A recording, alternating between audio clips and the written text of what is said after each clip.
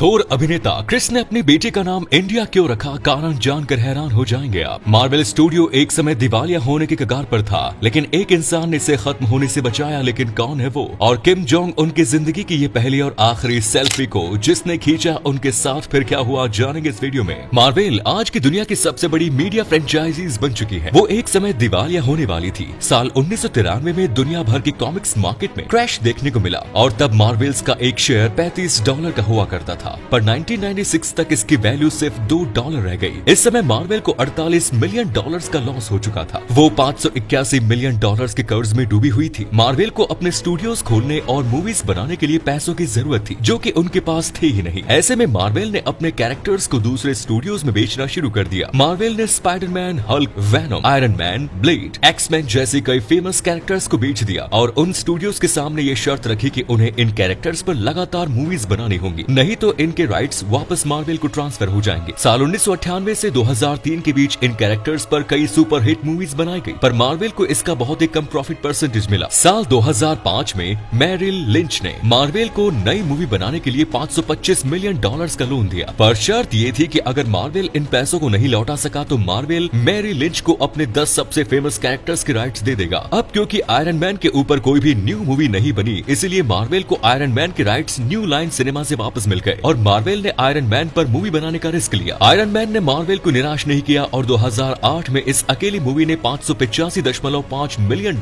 की कमाई करके मार्वल को बचा लिया और मैरिल लिंच का उधार पूरा चुका दिया। उसके बाद मार्वल ने कभी मुड़कर नहीं देखा और आज मार्वल सिनेमैटिक यूनिवर्स की सक्सेस इसका प्रूफ है। थोर के रोल में दिखाई देने वाले क्रिस हेम्सवर्थ ने अपनी बेटी का नाम आखिर इंडिया क्यों रखा, आइए जानते हैं। साल 2020 में एक इंटरव्यू में क्रिस ने बताया था कि उनकी वाइफ एल्सा पिताकी ने इंडिया में काफी टाइम स्पेंड किया और वो इस देश से काफी इंस्पायर्ड है। साथ ही नेटफ्लिक्स पर आई क्रिस हेम्सवर्थ की फिल्म की शूटिंग के दौरान उन्होंने भी अपना काफी समय इंडिया में बिताया। इस दौरान उन्हें भारत के लोगों के द्वारा बहुत प्यार और सपोर्ट मिला। इन्हीं चीजों से इंस्पायर होकर उन्होंने अपनी बेटी का नाम इंडिया हेम्सवर्थ रखा है। साल 2021 के स्टैटिस्टिक्स के अनुसार क्रिस की नेटवर्थ करीब $130 मिलियन है, जो कि इंडियन रुपीज में 1027 करोड़ रुपए होते हैं। ऑस्ट्रेलिया के बायरन बे में उनके पास 237 करोड़ रुपए की कीमत वाली एक आलीशान प्रॉपर्टी है। इसके अलावा उनके पास यूएसए में और भी बहुत सारी प्रॉपर्टीज खरीदी हुई है, जिनकी कीमत भी करोड़ों में है। उनके कार कलेक्शन में ऑडी Q7, कैडिलैक स्कारलेट और एक्यूरा MDX जैसी प्रीमियम कार्स है और फेलिक्स नाम के एक प्राइवेट बोट भी है। इसके अलावा थोर को वॉचेस का भी बहुत शौक है। उनके पास Omega Speedmaster moon watch और टैग ह्यूयर की कुछ कलेक्शंस हैं, क्योंकि वो इसके ब्रांड एम्बेसडर भी रहे हैं, जिनमें सबसे महंगी घड़ी टैग ह्यूयर की है। जब जॉनी पर एम्बर ने डोमेस्टिक एब्यूज के आरोप लगाए तो pirates of the Caribbean franchises Disney ने उन्हें बाहर का रास्ता दिखा दिया। हालांकि अब जॉनी डेप ने ये केस जीता है, तो इसीलिए ऐसी खबरें आई थी कि डिज्नी ने जॉनी डेप को वापस लौटने के लिए $301 मिलियन यानी कि 2380 करोड़ रुपीस का ऑफर दिया है। कोर्ट की हियरिंग के दौरान हर्ड के लॉयर ने जॉनी से सवाल किया कि अगर उन्हें जैक स्पैरो के कैरेक्टर में वापस लौटने के लिए मिलियंस ऑफ डॉलर्स का ऑफर दिया जाएगा तो वो क्या वापस लौटेंगे। इस पर जॉनी डेप ने वापस लौटने से इनकार कर दिया। वेल डीप के रिप्रेजेंटेटिव ने साफ कर दिया है कि वो डिज्नी के साथ ऐसे किसी भी टॉक में शामिल नहीं है। हालांकि उन्हें $301 मिलियन का ऑफर मिला या फिर नहीं, इसके बारे में कोई ऑफिशियल न्यूज नहीं है। अब मैं आपको नॉर्थ कोरिया के तानाशाह किम जोंग उनकी लास्ट सेल्फी की दिखाने वाला हूँ। नॉर्थ कोरिया में रहकर किम के साथ सेल्फी खिंचाना यानी कि अपनी मौत को दावत देना होता है। अगर कोई ऐसी डिमांड भी कर ले तो उसे मौत की घाट उतार दिया जाता है। पर साल 2018 में जब किंग सिंगापुर गए थे तो वहाँ के फॉरेन मिनिस्टर विवियन बालाकृष्णन ने उनके साथ सेल्फी खींची थी और मजे की बात तो यह है कि किम इतनी बड़ी पोस्ट पर बैठे इंसान को मना भी नहीं कर पाए। ये किम की लाइफ की फर्स्ट और अभी तक की लास्ट सेल्फी है। हमारे देश में ऐसे कई प्रोडक्ट्स बेचे जा रहे हैं जो दूसरे देशों में बैन है। अब रेड बुल को ही ले लीजिए।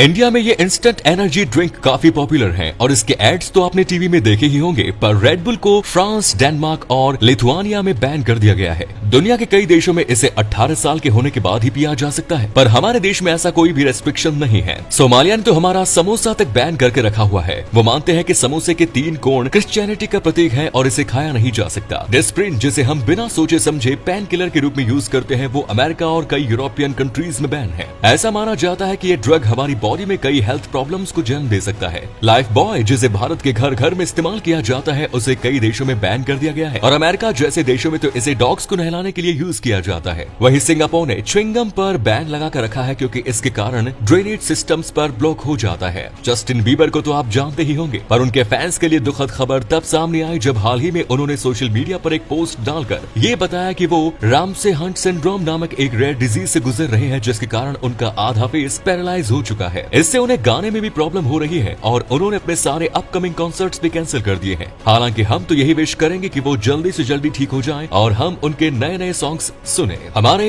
एंशिएंट टेक्स्ट्स में कैलाश पर्वत को भगवान शिव का घर कहा जाता है, पर इस रहस्यमयी पर्वत पर चढ़ाई करना किसी के बस की बात नहीं। ऐसा कहा जाता है कि 11वीं सेंचुरी के बुद्धिस्ट मोंक मिलारेपा इस पर्वत पर चढ़ने में कामयाब हुए थे, पर उनके अलावा आज तक ऐसा कोई भी नहीं कर सका। मतलब एवरेस्ट पर्वत दुनिया का सबसे ऊंचा पर्वत होने के बावजूद वहाँ बहुत से लोग पाए गए हैं, लेकिन कैलाश पर्वत के ऊपर है क्या? हाल ही में जब नासा ने अपने सैटेलाइट के थ्रू कैलाश पर्वत के ऊपर जूम करके देखा तो उन्हें वहाँ शिव जी साधना करते हुए नजर आए। जी हाँ, बिल्कुल सही बोल रहा हूँ। अगर आप चाहे तो आप भी अपने फोन में गूगल मैप्स या फिर अर्थ खोलकर देख सकते हैं। धन्यवाद।